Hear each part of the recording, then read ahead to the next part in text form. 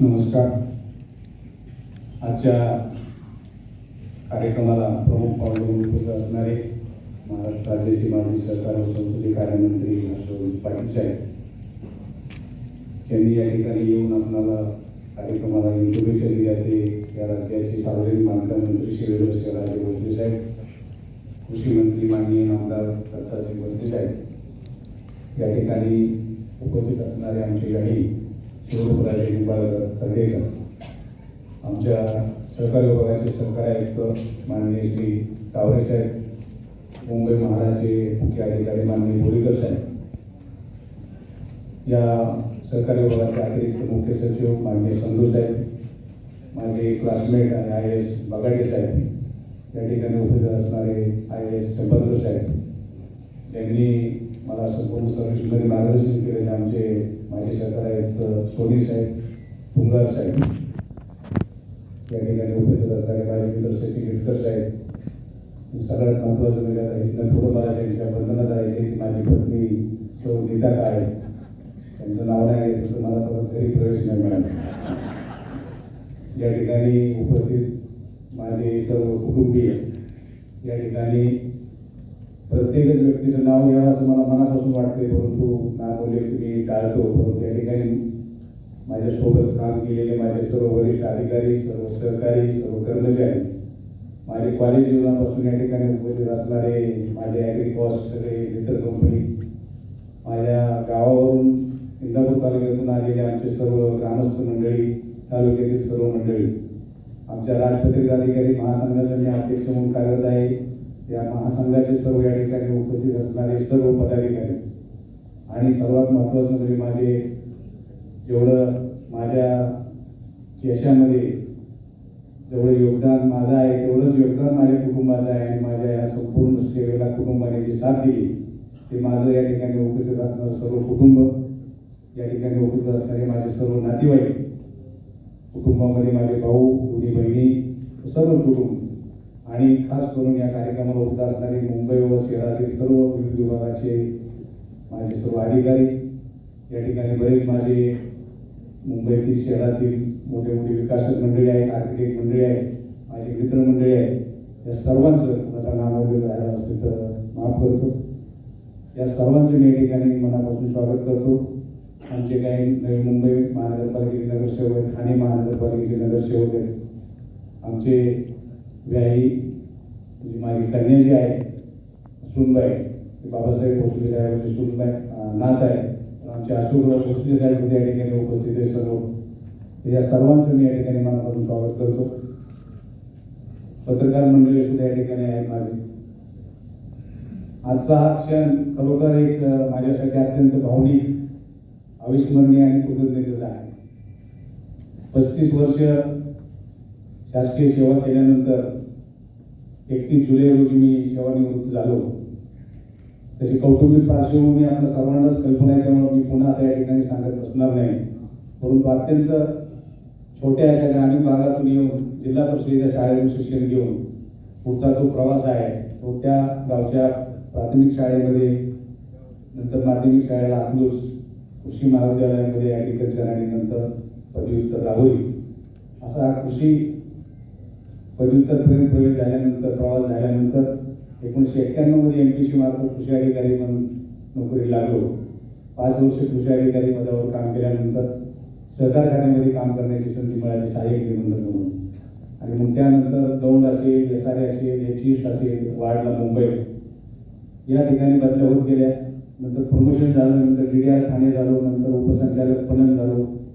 नामदेव भगत साहेब आमच्या इथे त्यावेळेला नवी मुंबई पालिकेमध्ये उपायुक्त म्हणून काम केलं, ठाणे DDR म्हणून आणि मुंबई DDR म्हणून सहकार्याचं कार्यालयाचे काही दिवस कार्यरत होतो. या सर्व ठिकाणी काम करत करत आजचा हा प्रवास या ठिकाणी आलेला आहे. आता या 35 वर्षाच्या सेवेमध्ये अनेक स्नेहाची माणसं जमवली, आणि काही सुखवणाऱ्या आठवणी आहेत, तसेच काही कठीण प्रसंग सुद्धा या कालावधीमध्ये आले. एक फक्त उदाहरण सांगतो, तर मी मुंबईमध्ये आल्यानंतर सहकारी संस्थांवर आम्ही सगळेच अधिकारी नोंदणी करतो.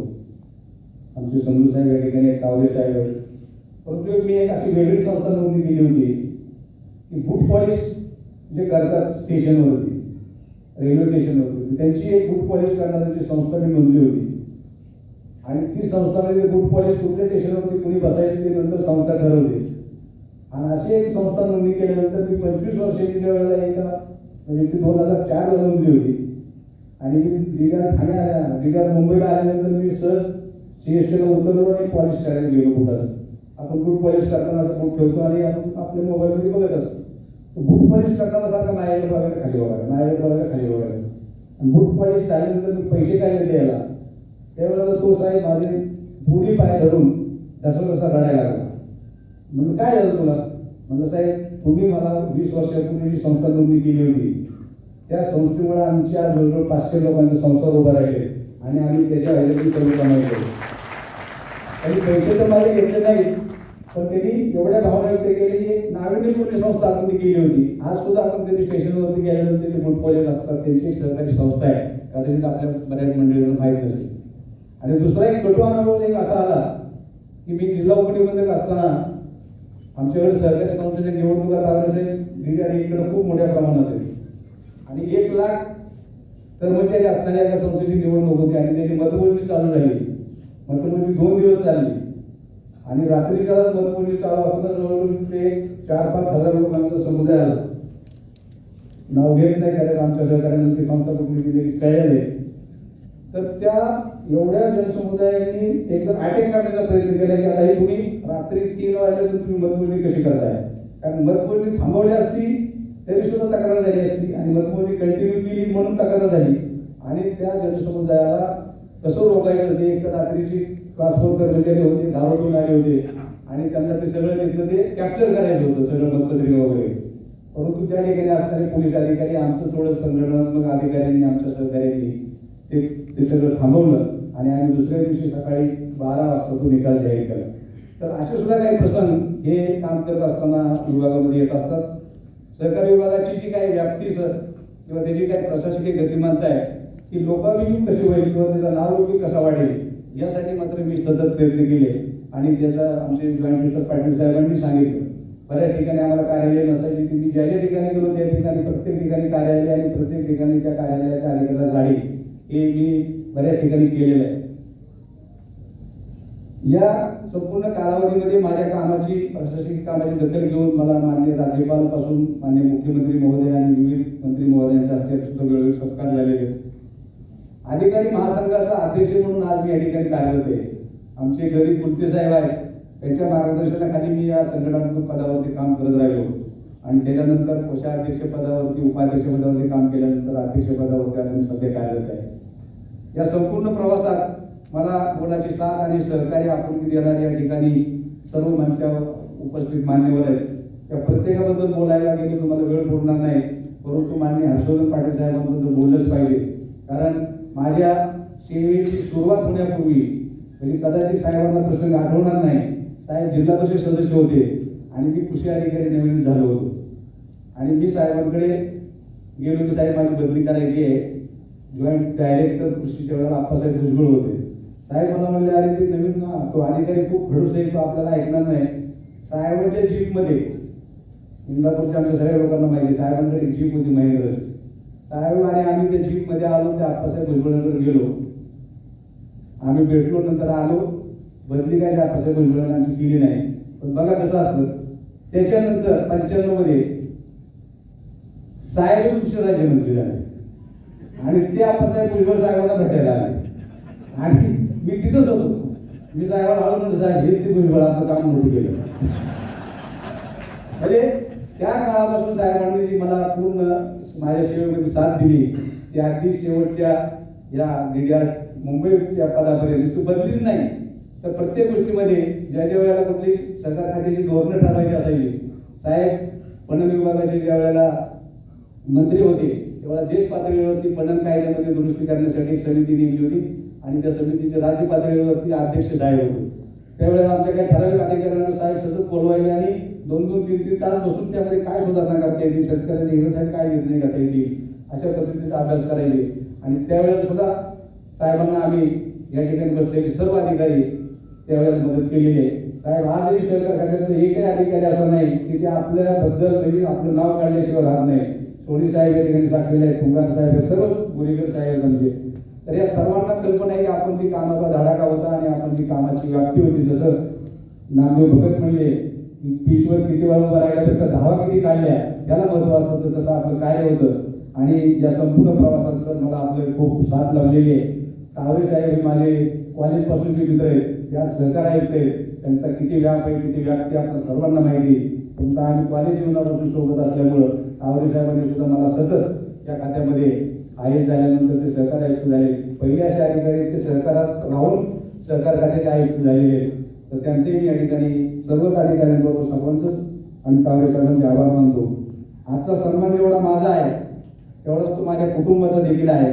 त्यामध्ये माझी पत्नी व मुलांनी मला जी उत्तम साथ दिली त्यामुळे मी हे इथपर्यंत यश संपादन करू शकलो, त्याबद्दल मी त्यांचा आभारी आहे.